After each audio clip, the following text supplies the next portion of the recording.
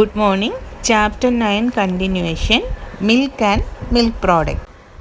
The major milk products which we are going to deal with is fermented milk product, concentrated, acid coagulated, fat rich products, frozen products and byproducts of milk. Acid coagulated product. Paneer is an acid coagulated product and it is mainly made from buffalo milk. Hope all of you have seen paneer. This is paneer and we can make paneer dishes like kadai paneer, palak paneer or sweets like paneer buffy and all. So this is an acid coagulated product.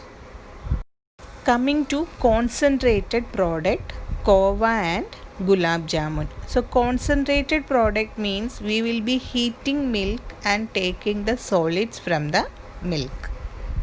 Kova is a partially dehydrated milk and the percentage of solid in kova is 65 to 70. Remaining is water. This is making of kova. It can be done manually and it can be done in an automatic machines. So the yield of kova from cow or buffalo milk has more solid, so 20% of kova can be obtained, while in cow milk it is only 18%. That means if we are taking kova from 1 liter of milk, we will get only 20 gram of kova from buffalo milk and 18 gram from cow milk. Kova based sweet, gulab jamun is a kova based sweet. So it is made with kova and then it is fried and it is kept in 60% of sugar syrup. Coming to fat rich products, cream and ghee are two fat rich products. Butter is also a fat rich product. Types of cream, there is table cream or light cream whose fat percentage is 20 to 25%. Coffee cream or whipping cream 30 to 40% fat. Heavy cream or plastic cream 65 to 85% of fat. These points are important and this is the cream. So cream is the fat portion which is removed from the liquid portion of the milk. Cream is separated from the milk by using a cream separator, and there are two methods, centrifugal method and gravity method. The final product which we will be getting is skim milk, which is 90%, and fat, which is the cream, is 10%. Gravity method, it means milk is taken in an open pan and it is kept still so that the fat which are lighter will come up and we can remove it by scooping it out. Second method is centrifugal method and it is done with the help of a cream separator. Here, instead of gravitational force, a centrifugal force is used and milk and cream get separated and they are poured into different containers. Ghee is another fat rich product and it has a fat percentage of 99.5% and remaining 5% is moisture percentage. Preparation, there are two methods, country or deshi method and creamy butter method. Country method is the method in which we will be boiling butter in an open pan with constant stirring. After some time, the whole butter will be melted and there will be some residue.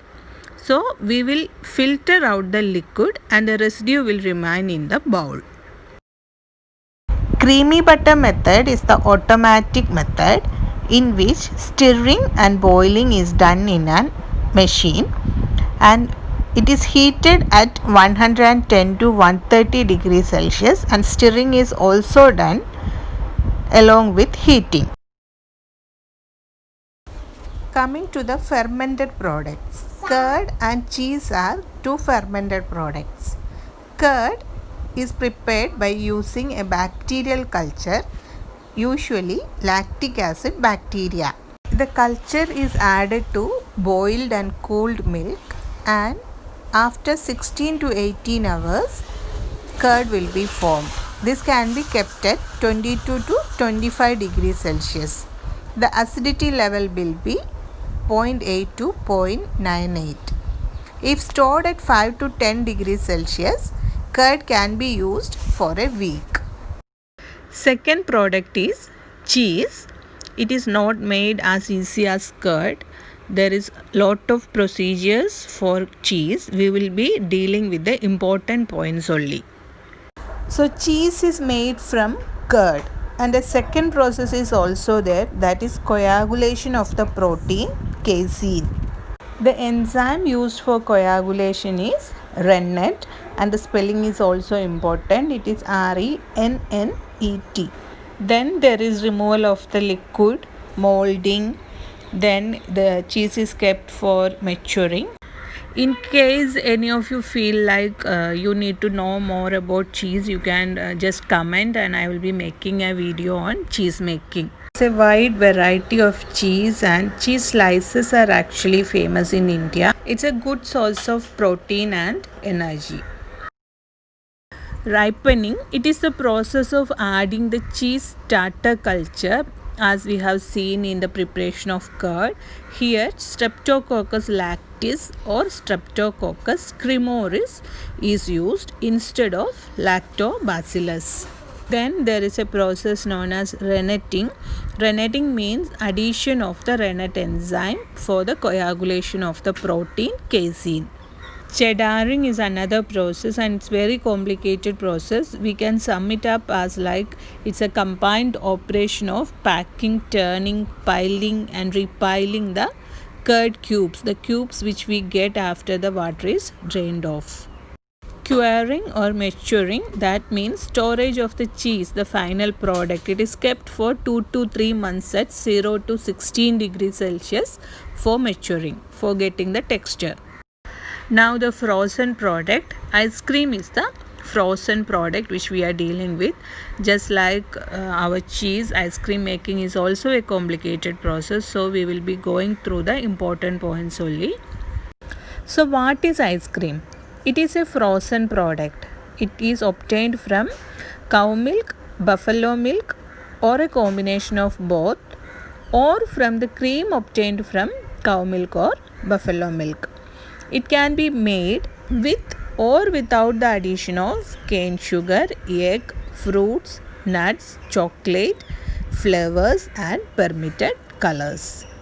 So the stabilizer or the emulsifier is added combined. It should not be exceeding 0.5% by weight, and the mixture should be heated before cooling and making the frozen ice cream.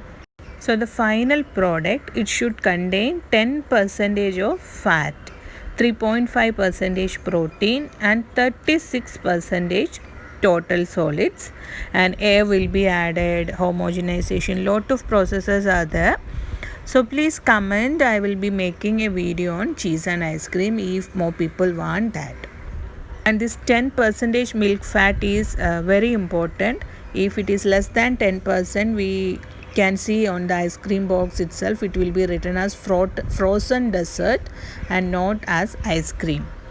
Coming to the last classification of milk products, byproducts, there is whey, buttermilk and skimmed milk. So skimmed milk we have already seen, it is a byproduct obtained when the cream is removed. Then we will come to buttermilk and whey. Skimmed milk, it is used in the preparation of milk powder and coffee whitener. It is also used for standardization of milk. So in the pasteurization chapter, we will be seeing what is standardization. Buttermilk, it is obtained as a byproduct of butter making after churning curd or cream for the preparation of butter. Last byproduct is whey. So these days lot of importance is for whey. I don't know from where the manufacturers are getting lot of whey proteins. So whey is the liquid which remains after the production of cheese, paneer or channa. So whey has whey protein, lactose and micronutrients in it. So thank you for watching. Keep watching, study well, subscribe the channel. Happy learning. And the next chapter is on pasteurization and it will be done in Malayalam. Thank you. Bye bye.